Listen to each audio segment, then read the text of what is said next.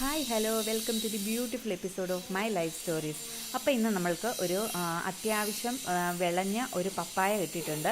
അതുകൊണ്ട് എനിക്ക് എൻ്റെ അമ്മാമ്മ എന്നെ പഠിപ്പിച്ച ഒരു റെസിപ്പിയാണ് നിങ്ങളെയും കാണിച്ചു തരാൻ പോകുന്നത്. അപ്പോൾ എങ്ങനെയാണ് ഉണ്ടാക്കുന്നത് നോക്കിയാലോ. അപ്പോൾ ഞാനിപ്പോൾ കാണിച്ചതുപോലെ ആ സൈസിൽ പപ്പായ ഒന്ന് കട്ട് ചെയ്ത് വെച്ചിട്ടുണ്ട്. എന്നിട്ട് നമ്മളൊരു ചട്ടി വെച്ച് ആവശ്യത്തിന് എണ്ണ ഒഴിച്ച് കടുക് പൊട്ടിക്കുകയാണ്. കടുക് പൊട്ടി വരുമ്പോഴത്തേക്ക് നമ്മളിതിലേക്ക് ചേർക്കാൻ പോകുന്നത് കട്ട് ചെയ്ത് വെച്ചിരിക്കുന്ന സവോളയും ഒരു 2-3 വെളുത്തുള്ളി, ഒരു ചെറിയ കഷ്ണം ഇഞ്ചി, പിന്നെ എരിവിന് ആവശ്യത്തിന് പച്ചമുളക് കൂടെ നമ്മൾ ചേർത്ത് കൊടുത്തിട്ടുണ്ട്. ഇതൊന്ന് വഴറ്റി അതിൻ്റെ ആ പച്ചമണമൊക്കെ ഒന്ന് മാറി വരുമ്പോഴത്തേക്ക് നമ്മളിവിടെ എടുത്ത് വെച്ചിരിക്കുന്ന പൊടികൾ ഓരോന്നായിട്ട് നമുക്ക് ചേർത്ത് കൊടുക്കാം.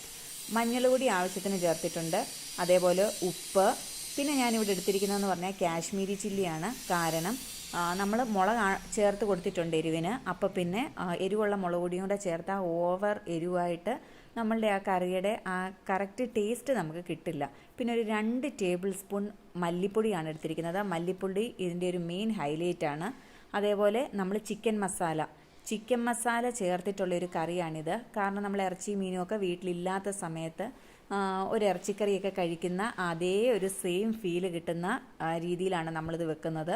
അപ്പോൾ ചിക്കൻ മസാലയും കൂടെ ചേർത്തിട്ട് നല്ലതുപോലെ ഇതൊന്ന് നമുക്ക് മിക്സ് ആക്കി കൊടുക്കണം.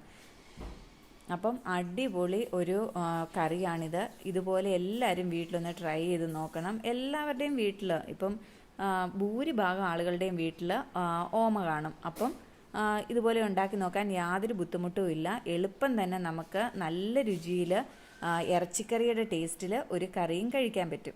അപ്പം നമ്മളിതിലേക്ക് ഒരു 2 കപ്പ് വെള്ളം ഒഴിച്ചിട്ടുണ്ട്. ഈ പീസസൊക്കെ ഒന്ന് മുങ്ങിക്കിടക്കുന്ന രീതിയിലും വെള്ളം ഒഴിച്ചു കൊടുക്കണം. ഒരുപാട് വെള്ളമൊന്നും ഒഴിക്കേണ്ട ആവശ്യമില്ല. കാരണം ഈ പീസസിൽ നിന്ന് തന്നെ കുറച്ച് വെള്ളമൊക്കെ ഇറങ്ങും. അപ്പോൾ എല്ലാം കൂടെ ആകുമ്പോൾ ഓവർ വെള്ളമായി പോയി കഴിഞ്ഞ് കഴിഞ്ഞാൽ കൊള്ളില്ല.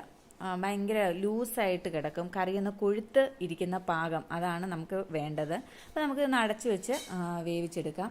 അപ്പോൾ നമ്മളുടെ കറിയൊക്കെ കണ്ടോ, നല്ല വെന്ത് നല്ല എണ്ണയൊക്കെ തെളിഞ്ഞ് നല്ല അടിപൊളിയായിട്ട് വന്നിട്ടുണ്ട്. ശരിക്കും കാണുമ്പോൾ തന്നെ നിങ്ങൾക്ക് മനസ്സിലാവുമല്ലോ, നല്ല സൂപ്പർ ഒരു കറിയാണ്. അപ്പോൾ എല്ലാവരും വീട്ടിലിതൊന്ന് ട്രൈ ചെയ്ത് നോക്കണം. വീഡിയോ ഇഷ്ടമായാൽ തീർച്ചയായിട്ടും എല്ലാവരും ഒന്ന് സബ്സ്ക്രൈബ് ചെയ്യണേ.